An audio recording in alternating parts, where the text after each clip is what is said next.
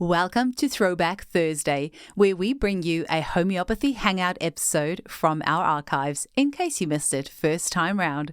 Because this episode may be a couple years old by the time you hear it as a throwback, some of the special offers, links, or content may not be valid anymore, so please keep this in mind when listening. You're always welcome to reach out to us at info@eugeniekruger.com. Enjoy the episode.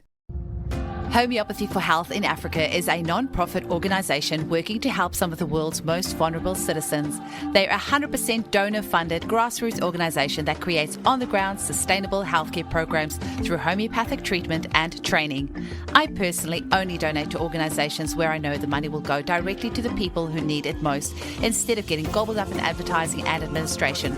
So I am a proud sponsor of Homeopathy for Health in Africa, and I can be rest assured that my $22 monthly contribution will buy 10 prepared homeopathic remedies or pay for one of the locals to organise an outreach clinic. I love that such a small amount keeps homeopathy alive and helps so many people. Change comes from action, not thought. So if you're somebody who wants to make a difference for the future of homeopathy, donate now by visiting www.homeopathyforhealthinafrica.org. That's homeopathyforhealthinafrica.org. And in case you're wondering, this advert is sponsored by me. So not a cent has been spent on advertising, which means more money can go to the people who need it most. Today we speak with homeopath and fertility specialist Sapna Matharu. Sapna shares with us her own struggles with fertility and how this has sparked her passion for using homeopathy to help others who are in the same boat as she was. If you or somebody you know is currently struggling to conceive, then this is definitely the episode for you. Sapna covers a lot of very valuable information, and I urge you to make a booking with her before exploring more invasive methods. You can find her at www.thewildhomeopath.com. That's thewildhomeopath.com. Enjoy the episode. Welcome to the Homeopathy Hangout, where we discuss all things homeopathy from around the world. And now my mum and your host, Eugenie Kruger. Hello, homies, and a very warm welcome to Homeopathy Hangouts. Today, we get to hang out with the lovely Sapna Matharu. Welcome, Sapna. Hello, thank you for having me. It is so lovely having you on today. And I just quickly have to say, listeners, we did the most incredible podcast interview a couple of months ago, and for some reason, Zoom corrupted the file and we could not get it up.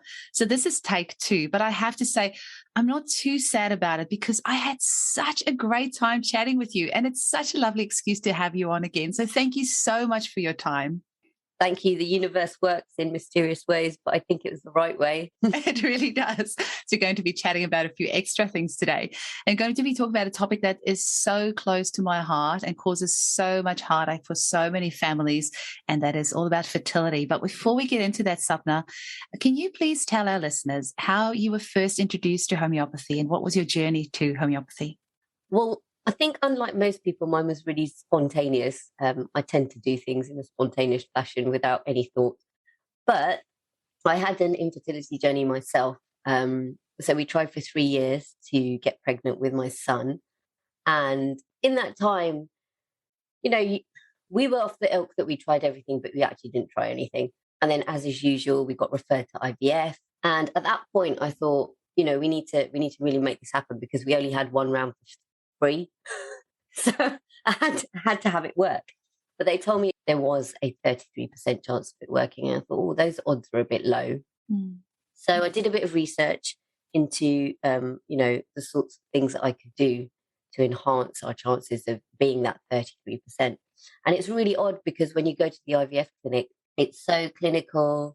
There's none of the warmth of, conception. There's none of the intimacy.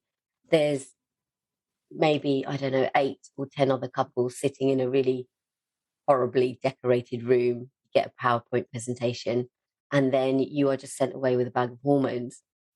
And I found that really, difficult to kind of reconcile in my head, as opposed to how we actually naturally have children. So I did a bit of research into things that I could do to enhance our chances and change my diet, stop smoking, stop drinking overnight. Stop living that really hedonistic lifestyle, and then went through the injecting of hormones, and it worked. We were pregnant the first time, And I was overjoyed. And then the pregnancy, and then it came to thinking about birth. And by pure chance, and this is what I mean, the universe works with you, not against you.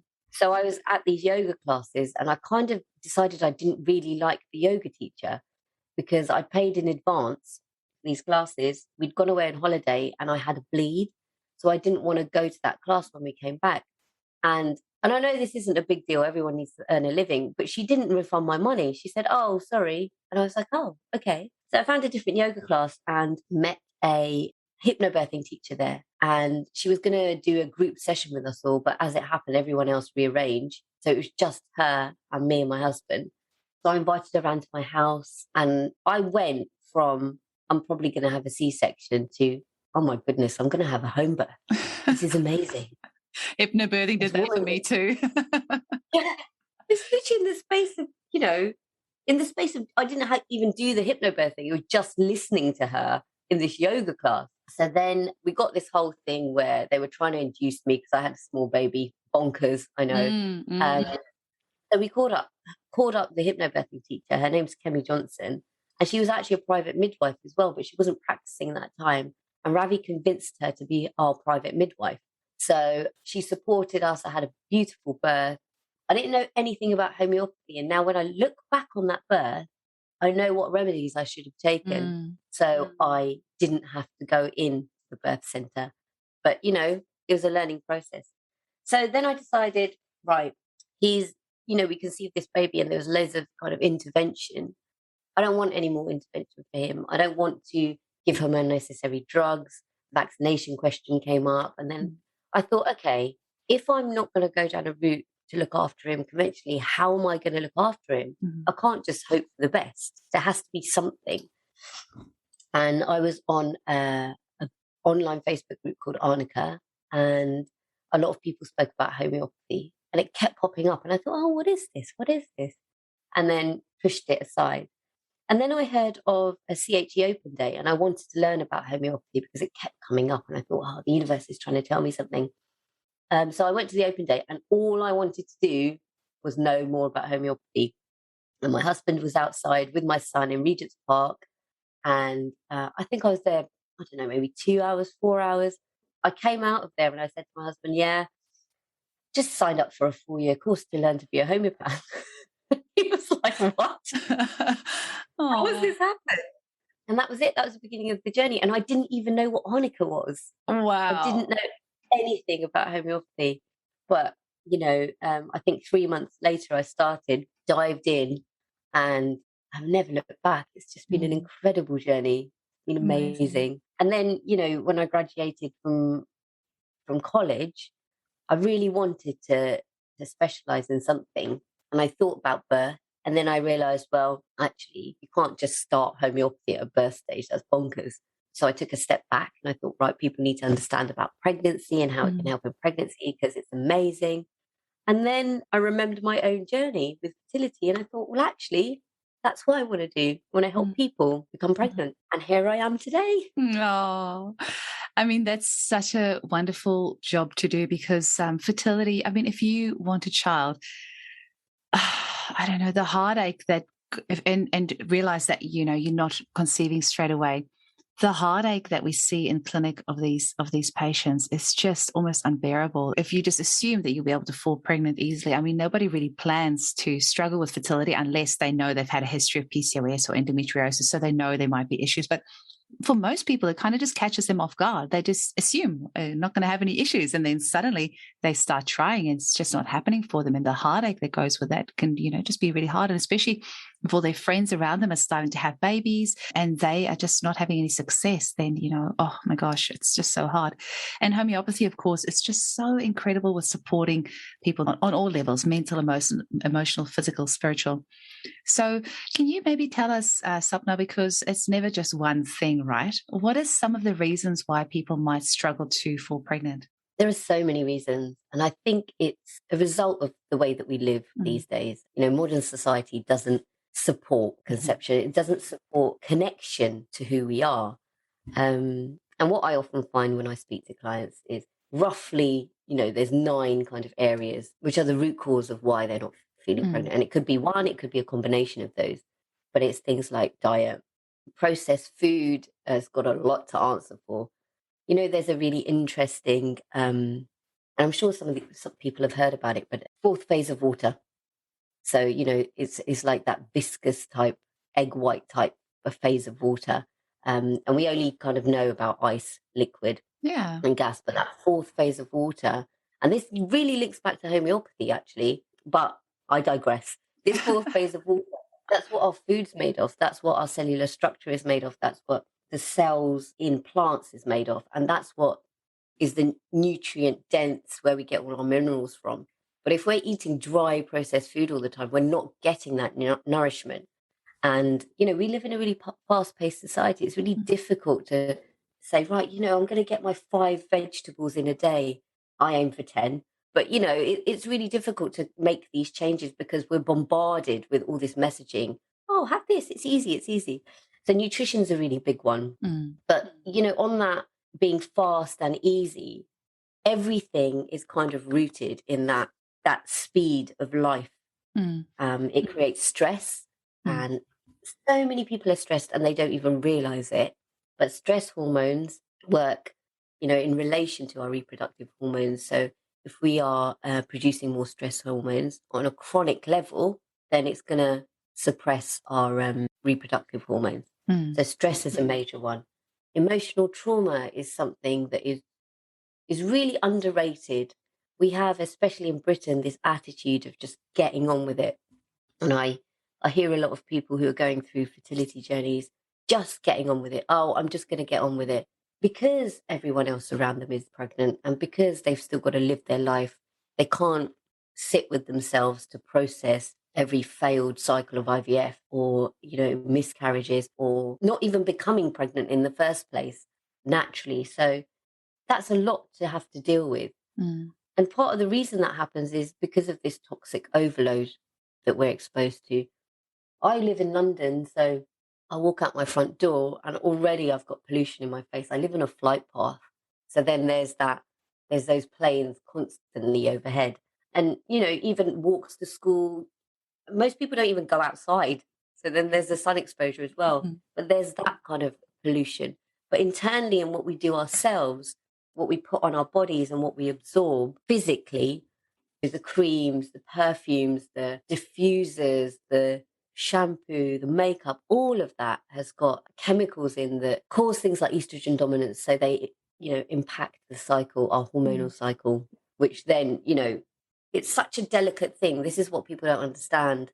They think, and this is why it's a really weird model of adding synthetic hormones in, because when you do that, you think you're fixing something, but you're not, because what you're doing is impacting every other hormone in that cycle because it works in a cascade. So, you know, if you've got low progesterone, often what happens is you get a progesterone cream or a progesterone pessary. But actually, the problem is your estrogen dominance. So it's your progesterone in relation to your estrogen. It's not just a single hormone. It's a beautiful dance. And by fracturing that dance, you're actually causing more problems than doing good. So there's a toxic overload. And then a lot of people haven't got the education or knowledge to know when they should be having sex to become pregnant. And it sounds simple, but actually that is, I cannot tell you the amount of people that have come to see me and said, you know, having trouble falling pregnant. I'll ask them, what day do you ovulate? And they'll say, oh, my app says it's on this day. It's like, no, your app does not know when you're ovulating. Your body knows when you're ovulating. So it's simply as much as just educating them on looking for cervical changes, maybe doing a pee stick to see when is your, you know, levels high, when should you be having sex, when are you actually ovulating, not listening to the app. So yeah, ladies, please just don't listen to the app. Absolutely. And I spoke to someone a couple of days ago who, and I was saying, it was just like an initial call, and I was saying, okay, when are you having sex? Oh, straight after my period. I was like, okay, you shouldn't be doing that. But it's phenomenal, the amount of misinformation online. We should be taught this at school, you know, to be in touch with our bodies. Your cycle is it gives us such valuable information of what is happening in our body. And when are you ovulating? What is good cervical mucus? Like, natural family planning or natural contraception. Yeah. And, you know, it's effective. It's effective. You're only fertile. Well, we're fertile for 2 days, but there's a 5-day fertility window because Mm. sperm can live for 5 to 6 days. Hmm. So, but people don't understand this, and especially when you've got low libido and you're forcing yourself to kind of have sex, that can be a revelation for a lot of people. Yeah. Um, and then the last thing, which I also think isn't really considered in the well, it is a little bit in the kind of modern model of medicine, Mm. is what we bring with us, what we inherit from our parents and our grandparents. And it's not things that are obvious. And this is where, when we're talking about use of the oral contraceptive pill, Mm. and people will say, but I've never taken the pill or any synthetic hormones, then the next question is, well, did your mum or did your grandmother? Because we're down to that generation now. And the imprint that that leaves, even if you haven't yourself taken the pill, is relevant to fertility. And I recently learned about DS daughters and DES sons. And this was the first version of the pill or synthetic hormone from the 40s and 50s. But women who had taken that, now their daughters and granddaughters are having issues with cancers, infertility, subfertility, and their sons are as well. And this is something that's overlooked because we kind of think that this is a female line because society is putting all the pressure on females. But Mm. actually, there's low fertility, small testes, and problems with sperm in men as well, who, as a Absolutely. result of their mothers or grandmothers taking the pill. Hmm. So it's really important to consider. And, in homeopathy, we consider all of that. It's not just, okay, let's concentrate on your fertility. It's about elevating your health in order for the priority of your body to focus on reproduction. Because if you've got all these other things going on, where is your energy focused? It's focused on, your inflammation, or it's Mm. focused on PCOS, or constantly trying to balance hormones, or trying to deal with emotional trauma that you're pushing down and Mm. repressing. So we need to bring that energy back. And this is the work that, I do. I Mhm. bring your energy back to reproduction. Mm. So then your body's right, this is a fertile ground. This is where this baby is going to flourish. And then you become pregnant. And it's very important that people understand what's going on. Mm. So they'll often find that random things that they've had for ages that they didn't think was connected to infertility suddenly get better. Yeah, absolutely. I mean, if your cortisol is really high, your body's not going to go, oh, let's make a baby. It's going to say, let's use all our resources to run away from this imaginary tiger. So, yeah, Yeah. I just want to check as well, Sapna, you said something about DS sons and daughters? Did you mean, yeah. DES. Oh, DES? DES. So it was the first form of synthetic hormone. Um, you can Google it. It's got a long name, which I can't Oh, pronounce. okay. No, that's fine. I just hadn't heard that one before. So I just wanted to make sure that I double check that. So, I think if I miss something, then our listeners have probably got the same question in their minds. So I just wanted to clarify that. And also sometimes other parts of the world have got different acronyms for things. So then I always like to clarify that as well.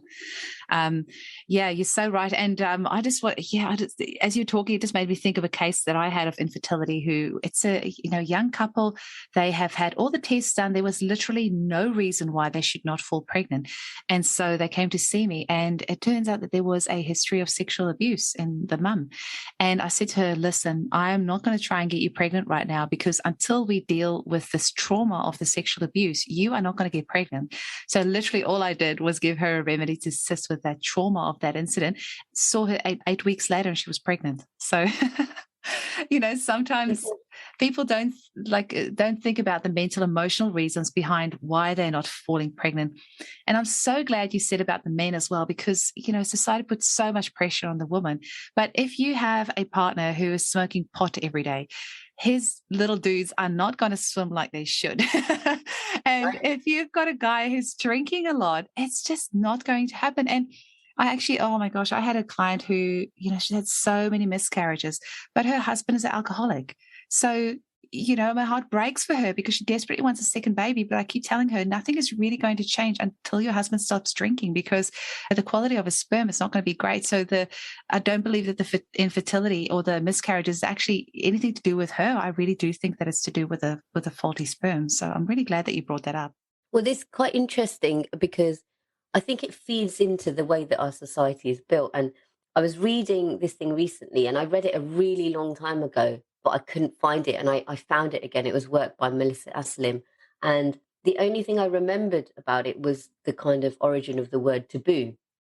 And it came from a practice called tapu, which was a celebration. And she said that, and I've read more into this as well because I love the history of femininity, basically. So, that practice, women, when they were menstruating, they were largely together and they kind of came together away from men separately to support one another. And they also aligned with the lunar cycles. And they aligned with each other. And we know that that's true because, when you were at college or university, when you were living with a bunch of females, we all had our periods at the same time. We all did. And I feel like it's the world trying to remind us, when you think that this is the right way and showing us the path of being together and supporting each other at that time. And so that got misunderstood by these Western anthropologists or missionaries or whoever they were. And they kind of thought that the women had been banished. And it's really interesting because that thought process or that concept of banishing seems to have crossed loads of cultural barriers now. I was speaking to my niece the other day and she just started her period. And she was saying that she was going to some religious event, but she couldn't go because she was on her period. And it's seen as something maybe that's a bit shameful or dirty or something like Really? that. In 2022? Really? Yeah, it's interesting. It's interesting. And I took that on board and I thought it started this thought process of, right, where did this come from? Because this is part of the sacred feminine, the divine feminine. I mean, we're amazing what we do. We grow humans and we house them. And then, I think the birth is such a sacred thing because you're not just birthing a baby, you're birthing yourself as a mother every single time. Yeah. It's different every single time. Yeah, and then I started looking into the remedy folliculinum a little bit more, and this remedy is just phenomenal. But the associations and the overlay with what we're meant to be doing and how we're meant to be living. So when I was talking about our fast-paced society, people don't live in tune with nature anymore. And when we're talking about women and when we're talking about conceiving, if you think about the first half of our cycle, when we're trying to attract a mate in time for ovulation, we are all about outward looking and, what's out there and trying to be social and trying to make ourselves attractive. And therefore our focus is on what other people think of us. But then if that egg is fertilized at ovulation, then we need to come back into ourselves because we need to focus on promoting this really healthy environment for this fetus to grow. But we don't do that. What we do is just carry on exactly the same and giving to other people because we're at work, because we have other children. We're not living in a community that helps us raise and supports us to raise those children. We've got so many demands on us. And then and this is where the pill comes in, because when I was younger, I mean, I never took the pill. I took it for 4 days because it didn't agree with me. So I just thought, right, you I'm were not doing so it. lucky. I know it is luck. But this is where the pill comes in, and I thought, God, it's emancipated women. Now they can just have free sex just like men can. It's brilliant. But I actually think it's imprisoned us in many ways because we've got the freedom to now go out and work and exert, and I say this in quotation marks, some control over our fertility.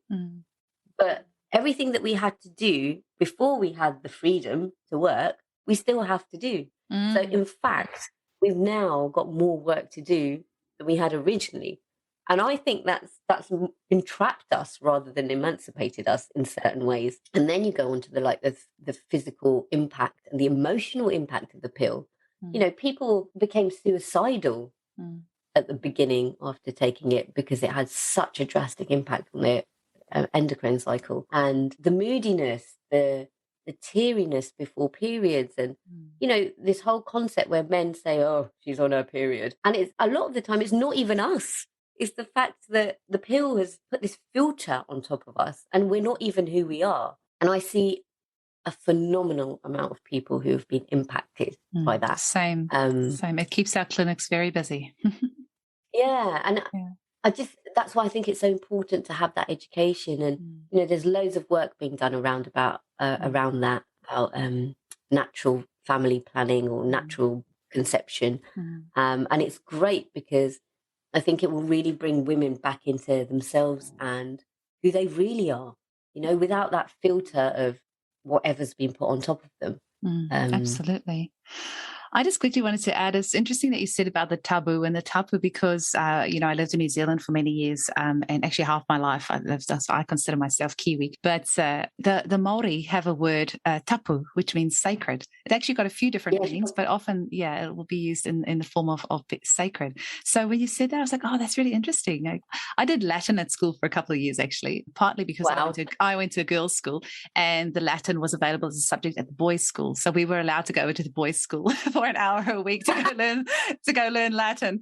But I am also fascinated by languages. I always have been. And I did 2 years of Latin, but I've always been interested in the root word, like, where does a word come from? And that's very interesting. Also for our listeners, I just want to say the remedy folliculinum, I actually thought it was made from actual estrogen, but after I did Hilary Dorian's endocrine lecture on CHE, she said that folliculinum is actually made from the contraceptive pill. So I don't know which one, and because we do have like a polycontraceptive remedy, which has got several contraceptives. So, it's actually very interesting. But so the remedy folliculinum is not a true SAR code as such. It's actually made from the contraceptive pill. And in Hilary's lecture, she was also talking about how the ovaries are the seat of creativity in a woman, and how when we are using the contraceptive pill, it's actually suppressing our creativity, and often how when we use folliculinum, it's then returning a woman to her creative self and actually just, bringing that that healing creative energy back into us, which I think is fascinating. Absolutely. It is fascinating. And on that thing about creation, which is also really important when we're talking about things like endometriosis and PCOS, because fibroids and all those conditions, if you look underneath them, it's about estrogen dominance in relation to other hormones. And then you start thinking, well, actually, what's going on here? I heard this really interesting thing recently. You're either creating or destroying, because that energy doesn't just kind of fizzle out. It does something. So that creative energy, what's happening is that destructive force of endometriosis, where the lining of the womb is kind of just growing and growing and growing. Things like fibroids, it's just this growth, and PCOS, where there's this struggle to ovulate all the time. So that becomes quite destructive. So that energy, instead of being used for creation, is being used to I guess, in a really destructive manner instead. So when we're coming back to looking at the remedy folliculinum and the amazing action of creativity of our ovaries, it all starts to fit together and it becomes another piece of the puzzle. And then you can really get a deep understanding of the power of action of that remedy. And I've got a case. It's a fertility case, but this woman's not pregnant yet. We've been working together, I think, for 3 months. And she didn't have any periods. She had 2, I think, in 2021. And then that was it. And then she went to her GP to get some tests, and she had really low AMH. So that's just saying, for anyone that doesn't understand the fertility speak, that you've got a low egg reserve. So it makes it more difficult to become pregnant. However, I'm just going to point out that AMH is something that comes from IVF clinics, because they need you to have a higher egg reserve in order to harvest eggs. Naturally, if you're going down the natural route, you only need 1 good quality egg. Exactly. So don't become fixated on your AMH level.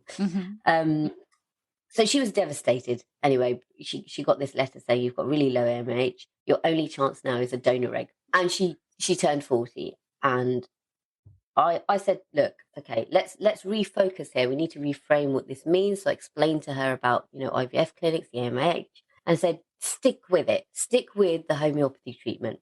Don't just do two months and think everything's going to change, because this has been going on for a really long time. And she said, okay, fine. One of the things that she was having was loads of hot flashes all the time at night time. And she went away on holiday for her 40th birthday. She came back a week later. She said, they're gone. They're gone. Hot flashes. They're Wow. all gone. Did you And use she just said folliculinum, or was there something else as well? She was having folliculinum, but she was also having lachesis. Ah. But they had gone. And for her, that was a game changer. Because she would sit on a out for dinner and start to get these hot flashes and had to go home. She just couldn't cope with it. So that was stage one. And then I thought, right, what's going on here now? But the hot flushes are gone. Now we need to get her ovulated again. Mm. So I gave her a higher potency of folliculinum. And I said to her, in 2 weeks, can you just tell me what's going on? Just send me a quick message. I just want to know if there's been any changes. A week later, she emails me and says, my period has returned after 8 months. Wow. Phenomenal. Oh, well, it And must be placebo. Surely it's placebo. of course it is. Of course. You know, there's a Total bit of coincidence. Her period naturally would have come back after 8 months. Exactly. I mean, you know, Yeah.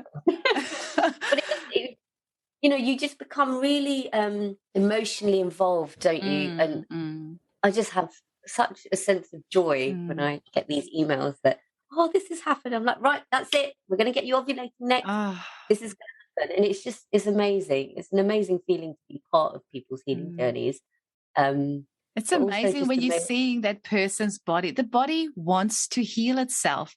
It wants to, like, that's the natural tendency for it to want to heal itself. But you need to allow your body to heal itself and get out of your own way. And that's where homeopathy is so beautiful, because if you just trust the process and you can see these things happening. I remember this one case of this client of mine she was just really struggling to fall pregnant, but she had the most insane candida, and it was just everywhere. She had this super itchy ears, and she had constant thrush. And I said to her, you are not going to get pregnant until we get rid of this thrush. And so hang in there. And she stuck with me. It was, it took maybe 6 months or so, but every month when she'd come back, the thrush was less and it was less and the ears were less itchy. And I was like, your body is heading in the right direction. When I see you next, you're going to be pregnant, because you could just see it reducing every single month. Her body was just heading in that right way. And candida, actually, this is what I learned through Liz Laylaw's fertility protocol, and we've had her on the podcast too. Candida can be a huge issue for why people are not falling pregnant. Anyway, so there was a happy ending. She fell pregnant. And of course, Sapna, you know this as well. When you get that text message, and the mum the client sends you that positive fertility test, and then you get a photo of the bump, and then you get a photo of the baby, and then you get to see that baby, like, it makes it all worthwhile. That is literally my favorite part of the job.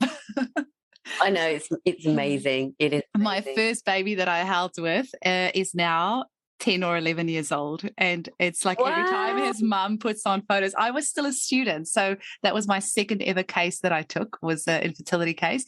And she came back 6 weeks later and she was pregnant. And so that girl is now, she must be 10 now, but she's, and I helped her after that with a second baby as well. So that was a little boy. And every time she puts photos of them on Facebook, I'm like, oh, so cool. I know, it's amazing. Yeah. Really, I think my first ever fertility client has gone on to have her second baby now without any issues. It's amazing. But that case was about emotional trauma. We were talking about this earlier, and also the smoking of pot from the partner. So, he smoked pot for a really, really long time, but he had no health issues. He'd stopped. So I had to put him on like a really gentle homeopathic detox, because I could see no other remedies for him. He had a really good lifestyle, really good health. But with her, it was all about emotional trauma. Oh. And, she felt abandoned by her mother. And when you have issues with your mother, there's a mother wound, then, that is going to impact your ability and what you think and your thought process around becoming pregnant and becoming a mother yourself. And she became pregnant in 1 month. Wow. So for our lovely listeners, you don't have the benefit of seeing the video, but we have just got the most beautiful picture here of Sapna's gorgeous little one walking in, and they are just having a breastfeed while she is recording. So this is just like, how good is this? It's the best.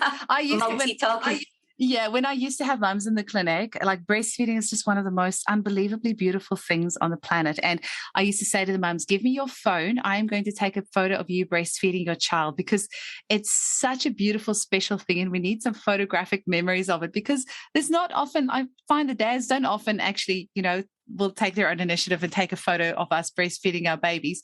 And now my kids are 10 and 7, and I've taken like a few selfies of me breastfeeding. And, a couple of times I forced my husband, I was like, take a photo for me. And now when I look back on those photos, they always make me cry. And I'm so glad I took them, because it is just the most beautiful thing on the planet. My husband always takes photos of me breastfeeding. Does he? Oh, he's a goodie. Yeah. Keep him. Actually, mine's a real good. I've got one of me at Notting Hill Carnival with my second kid sitting on the curb. Oh. I've got like this Havana Club cup in my hand, and I've got baby on the boob. Oh. And then in the background, my other kid is sleeping in the pushchair. It's ridiculous, but it's the best photo. Oh, love it. Love it. It's absolutely beautiful. I love when they have those little hands on your chest, or sometimes I'll stick their fingers up your nose, or have their hands in your mouth, or pull on your earrings, but it's all part of it. And before you know it, they're back chatting you. Oh, yeah, that's already started happening. She's only 20 months old. Oh, really? Well, obviously good language development. If she can do that already, that's amazing. Something I was going to mention as well, Sapna, is with all the estrogen in our environment, obviously folliculinum is such a good remedy, because so many women are taking the pill, and obviously that urine that then goes in the waterways. I mean, there's so much drugs in our tap water system anyway, and so many people don't use filtered water, and they are just drinking straight from the tap. So you're getting all of those xenoestrogens with all of the plastics in our environment, microbeads. If you're eating a high soy diet and you're getting all those xenoestrogens in your diet, then that's going to be mimicking your natural hormones and cause all sorts of other issues as well, for the men as well as the women. So yeah, definitely. And this is part of the environmental or toxic overload that I was speaking about. A lot of people aren't educated enough, or don't have not educated. I think that's the wrong way of putting it. They just don't have the knowledge, not exposed to it. Hey, no, not at all. And part of the reason is you Google something about nutrition, or you read a book. Forget Google. Let's read a book about nutrition. And then you think, oh, right, I've got it. Okay, this is what I need to start doing. And then you read another book about nutrition, and it tells you the opposite of the other book. It is so confusing. And diet culture has changed from just get thin to be healthy, but the model's the same. My way is the best way. But as we say in homeopathy, every single person is individual. And a really long time ago, I listened to a lecture by Robin Murphy, and this was just like a light bulb moment. He said, you should eat intuitively. And we don't do that anymore. We can't smell food. We can't touch food because it's wrapped in plastic. We don't know. I don't know when a pineapple is ripe. I don't know when a banana is ripe to eat. And, we should be using all of our senses to eat. And he said, what makes you salivate? He said, if a banana makes you salivate, eat 15 bananas. That's perfectly fine. And at the time I thought, God, that's bonkers. But after thinking about it a little while, I thought, your body knows. And when we're talking about healing, we're also talking about innate wisdom that we hold within us. Our body knows what to, consume and what to eat, and it gives us those signs. So when you're thinking, I really want a banana, then go and eat a banana. Right? I do love Dr. Robin Murphy. He is just so practical with his advice. Yeah. I know. Yeah, he's sorely missed. I always say he's living on in every single one of us, every single day. Like, we all use his knowledge daily. So he's still alive in spirit in all of us. Definitely. Definitely. And you know what? Interesting that you've said spirit, because we haven't really touched on that. And, I think that it's really important from a different level of recursion to look at homeopathy and how wonderful it is in its scope of action, especially in terms of fertility, because I've started thinking about this so much more, about the sanctity of kind of conceiving a baby. And we talk a lot about how holistic it is as a form of medicine. And we often talk about, the mental, the physical, and the emotional. But I don't think there's enough talk about the spiritual aspect of homeopathy. And I've become so interested in this, recently, because not from a religious perspective, but just from a life perspective. I believe we're all souls, we're reincarnated, we're on journey. Perspective. Yeah. And if you think about, if you make a decision to come to Earth and learn certain things. So when I was going through the fertility issue, I remember asking the universe for my son. I said, whatever, I'll do anything. Just can I have a baby? And sometimes when I speak to my son, he says, Mummy, I heard you and I chose you. Which Oh. it brings tears to my eyes when he says that. But he said, I heard you and I chose you. And I thought, okay, there must have been a reason you chose me. And as part of your soul journey and what you wanted to learn in your life. And it really connects back to this whole process of conception and then the pregnancy and then the birth, because there's always these traumas that kind of occur during that period. And what I often say to my fertility clients is, right, now you are pregnant, carry on down this route. If something happens during your pregnancy, if you have some sort of shock or some sort of physical trauma or anything, just continue to use homeopathy, because the moment your baby... Mama. Yeah. Oh. The Other side.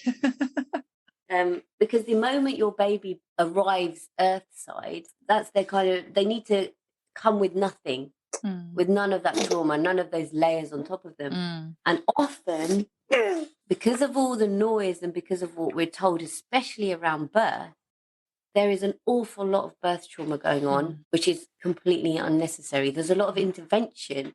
And this, again, is eroding, our feminine wisdom and our innate wisdom of how to birth babies.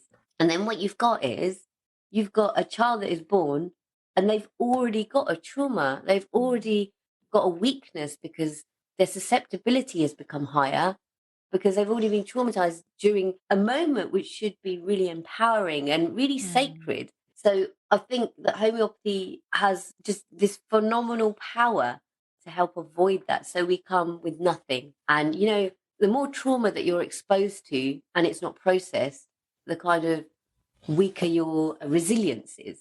So the next time you have a trauma, then it's easier for you to be negatively impacted by that. And homeopathy just, helps you resolve that, helps your body to heal. And that's why I think it's so important in that process from, before conception to birth. And then obviously we see a lot of secondary infertility with birth trauma. And actually, this is a really interesting case that I had. There was I had a client who had birth trauma so severe that she couldn't remember it. No, Mama. So as this woman who'd gone through birth trauma that was so severe for her that she couldn't remember any detail of her birth. And she said that it was other people's memories of what went on. It was not her own memories. And I found that so interesting, because she just shut it out and she couldn't become pregnant. And after taking her case and looking at this whole picture, I thought, it's because you're so traumatized. Your body's thinking, I don't want to go through that again. So I didn't treat her for fertility as such in a direct manner. I gave her a remedy to deal with the trauma. And I don't know how quickly this happened, but that remedy must have touched her lips. And a week later, she said to me, I'm pregnant. I was like, whoa, that's fast.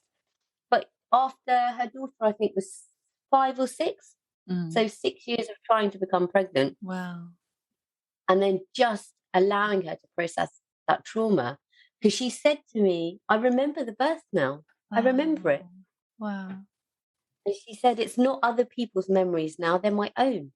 And I can sit with it, and I'm at peace with it now, because it's my own memories. So my body has started to heal, has started to process what went on. That's the part of homeopathy that I think a lot of people just don't understand. And that's the part that I'm trying to bring across with this podcast, that homeopathy can help with so much more than you can ever imagine. I think, people have such a limited idea of what it can do. But luckily, as homeopaths, we understand. I just quickly want to mention something. There is an amazing book that my midwife gave me after I gave birth to my son. It's called The Little Soul and the Sun, and it's by Neil Donald Walsh, and he's also the author of Conversations with God.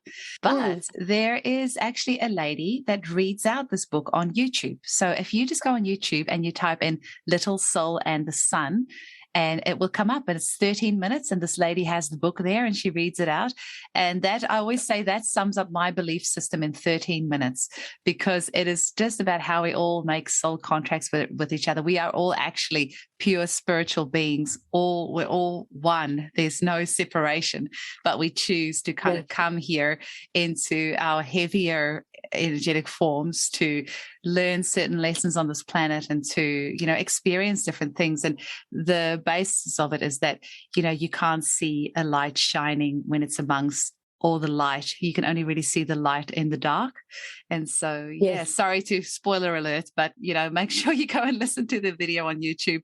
It's just 13 minutes and it's just amazing. And so when people go through these experiences, I often get them to go and watch that and say, look, you and your child or you and your partner or whoever chose to have this pathway together. You made a soul contract with each other to teach each other certain lessons in this lifetime. And in the next lifetime, you might play a different role, but this is the role that that person or you are playing in this lifetime. So, yeah, that's what I believe. I think that book, without even having listened to that, probably sums up my view on life as well. Excellent. Well, go watch it and let me tell me about it afterwards. One other thing I want to say is, don't think homeopathy, for our listeners, is just limited to fertility, to just the aspect of getting you pregnant. If for, say, a physical reason you are not able to conceive, say, you know, if your partner had or yourself had cancer and all your eggs or all his sperm were frozen and then there was radiation, so are not able to go down a natural route and you have to go down IVF, just remember that homeopathy can help you still, even though you're not going to be doing the, you know, even though you have to go down IVF. We have got homeopathic remedies made from the IVF drugs, which we can give you alongside the drug itself to help counter the side effects of it. We have got, just so many different remedies that can help support you through that process if you have to go down the IVF route. So, absolutely. And, you know, it can make sure you are part of that 33%. In fact, I'm starting something soon where I'm on a mission, because people have a choice and I respect people's choices. And if people want to go down the IVF route for whatever reason, because some people don't have to, but they feel that that's right for them, and that's okay. But, you know, homeopathy can support that process as well. And I think I'm on a mission to make sure that there's as many of those people that are in that 33% success rate. And then it would be actually interesting to do a study to see, you know, the difference between just pure IVF and then using homeopathy as a support. Because I have supported people who have gone on an IVF journey with homeopathy as well. And it was a success, surprise, surprise. Amazing. But, you know, even if we're talking about statistics and success rates, you will only ever have a 33% success rate with IVF if it was just doing the IVF, because you're working against your body. When we're talking about the delicate dance of imbalance of your hormonal system, you're adding in synthetic hormones to force it to do something. That's not healing. If you're using homeopathy, that is healing. So I think there's a between 70 and 80% success rate with using homeopathy to support infertility across the board, with people who have had cases of infertility or people who, like me, specialize in using homeopathy to support infertility. I would definitely agree with that. It's at least 80% in my clinic. I've never done an official study, but I'm actually struggling to think of when I haven't managed to get somebody pregnant. So, and, you know, Liz Laylaw says that with her protocol, for example, she's got an 87% success rate, and she has actually documented every single case, which is amazing. There was one client I had, and this was probably about 3 years ago, but she was also one of those that had to go down the IVF route for, you know, reasons. And she was 43 or 44, so age was a little bit against her. And the gynecologist said, the fertility specialist said she has a 1% chance of conceiving. And so all she wanted me to help her with was to get her egg count up, to be able to retrieve more eggs, because they could only ever retrieve 1 or maybe 2 eggs. And after 2 months of homeopathy, they retrieved 8 eggs for the first time ever. And spoiler alert, but her baby's about 2 years old now. I mean, it doesn't get better than that. And she wrote me the most incredible testimonial that I had up on my webpage for a while. But yeah, that was seriously cool. And receiving that baby photo makes it all worthwhile. Yeah, it's amazing. Yeah. But you know, when I was talking about the birth, actually, I run this birth preparation course. So it's all about using homeopathy during labour and afterwards. The focus is really on labour. And I encourage partners to come along to do this, because the last thing you need to be doing while you're trying to have a baby is thinking, what remedy do I need? But a client went through this course and she was just incredible, just like one of the most incredible women. It was her first kid. I think she was in her 40s, And she just said to me, I want to do everything just right. That's what she said, right. She said, I want, a natural birth. I want to do it at home. So I'm doing everything I can to make that possible. I said, okay. So, we chatted for 2 hours, and it's very organic, this birth preparation course. It's not just me talking. We have like a conversation. And she said, yeah, that was great. It's like the missing piece of the jigsaw puzzle.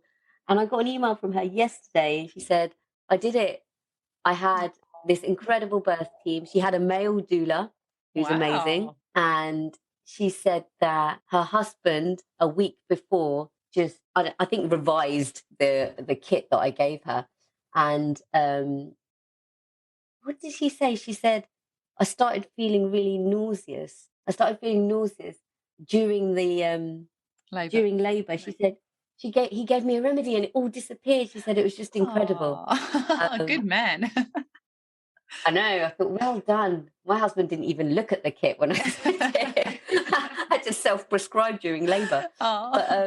But it's just phenomenal. And she got the birth that she wanted, and it just makes such a huge difference. It makes such a huge difference. It really does. Sapna, it was just as wonderful to chat with you the second time round. Can you please just quickly tell our listeners how they can get hold of you? It will be in the show notes as well, but let our listeners know how they can get hold of you if they want to book a consultation, because you see people online worldwide, right? Yeah, I see people online worldwide. So I'm the Wild Homeopath.